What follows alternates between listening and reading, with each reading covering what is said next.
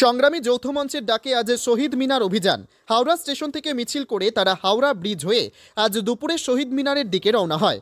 AICPI অনুযায়ী সকল বকেয়া ডিএ প্রদান, ডিলিমেন্ট বা প্রতিহিংসামূলক বদলি প্রত্যাহার, সরকারি প্রতিষ্ঠানের শূন্য পদে স্বচ্ছ ও স্থায়ী নিয়োগ সহ বিভিন্ন দাবি জানিয়ে আজ তারা শহীদ মিনারে একটি জনসভা করে। জঙ্গিপুর থেকে তরিকুল শেখের রিপোর্ট, জঙ্গিপুর টিভি।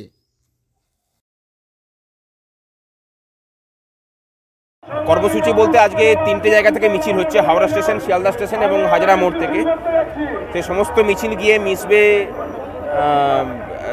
আমাদের শহীদ মিনার ময়দানে, এবং শহীদ মিনার ময়দানে আমাদের সভা হবে।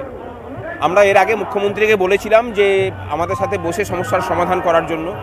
সেটা যদি না হয়ে থাকে তাহলে আগামীকাল থেকে আমরা অনশন শুরু করছি এবং 29 তারিখ থেকে লাগাতার ধর্মঘটের ডাক দিয়েছি গোটা রাজ্য জুড়ে। লাগাতার ধর্মঘট মানে পুরো কি পেন ডাউন চলবে ওই পর্বে? হ্যাঁ, ওই অফিস বন্ধ থাকবে পুরো। এটা আপনারা সরকারকে স্পষ্ট জানিয়ে দিয়েছেন? হ্যাঁ, নোটিশ দেওয়া হয়ে গেছে এবং জানানোও হয়েছে। এরপর বাকিটা সরকারের হাতে। সরকার যদি আলোচনায় বসে সমস্যার সমাধানের চেষ্টা করে তাহলে এই পর্যন্ত যেতে হবে না, আর যদি সেটা না হয় তাহলে তখন তো এই আমাদের যা নির্দিষ্ট কর্মসূচি আছে সেই কর্মসূচি নিয়ে এগিয়ে চলতে হবে। আর গোটা রাজ্যের কি সরকারি কর্মচারীরা এই ধর্মঘটে সামিল হবে? এর আগের বারেও তো হয়েছিলেন, সুতরাং এবারেও হবেন। তার জন্য ধর্মঘট সফল করানোর জন্য যা কিছু করার সেটা করবে। এবং তার থেকে বড় কথা হচ্ছে মুখ্যমন্ত্রী গত পরশুদিন যে কথা বলেছেন যে চাকরি থেকে বরখাস্ত করার কথা, যদিও সেরকম কোনো প্রভিশন ওনার হাতে নেই, তথাপি যে কথাগুলো বলেছেন আমার মনে হচ্ছে যে সেই কথাটা একটা গণতান্ত্রিক সরকারের যখন স্বৈরতান্ত্রিকতার চরিত্রটা প্রকট হয় তখন এই ধরনের কথাবার্তা বলে। আমরা সমস্ত বিরোধী দলকে আহ্বান জানাচ্ছি যে গণতন্ত্র ভেঙে পড়ার এই যে মুহূর্ত, সেই মুহূর্তে এই ধর্মঘটকে সফল করার জন্য প্রত্যেকে ধর্মঘটে সামিল হন আর কি। ক্যাবিনেট মিটিংয়ে একটা সিদ্ধান্ত পাস হয়েছে যে এটা মুখ্যমন্ত্রীও জানিয়েছেন যে কাজে ফাঁকি দেওয়া তারা সরকার বরদাস্ত করবেন না এবং স্ট্রং অ্যাকশন নেওয়া হবে। আপনারা কি কোনো কিছু এতে আশঙ্কা করছেন যে আপনাদের কাজে ফাঁকি দিলে পরে প্রশাসনটা চলছে কিভাবে? উনি কি ব্লকে ব্লকে গ্রামে গ্রামে গিয়ে কাজ করেন? কাজটা তো কর্মচারীরাই করেন।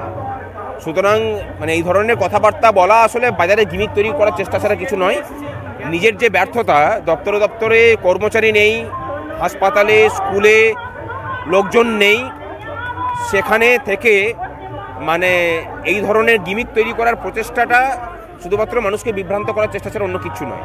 আপনাদের যে দাবিগুলো আছে সেগুলো কি একই আছে? কি দাবিগুলো?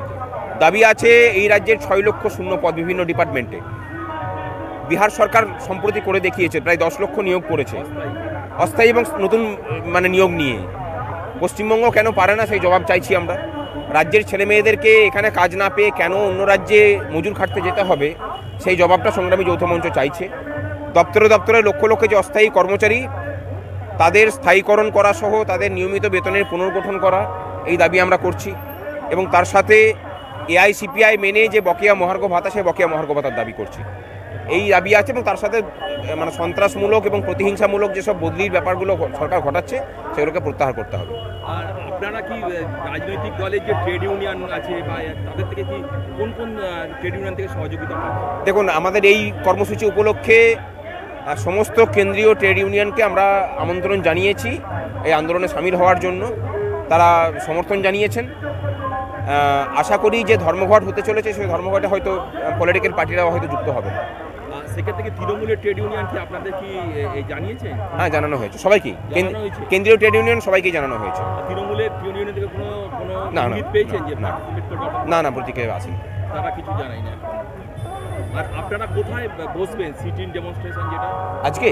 না, আমাদের তো শহীদ মিনারে তো চলছে, ওইখানেই। হ্যাঁ, ওখানেই হবে। এখানে সভাটাও শহীদ মিনারই হবে। এখান থেকে মিছিল গিয়ে শহীদ মিনারে জমা হবে। Thank you.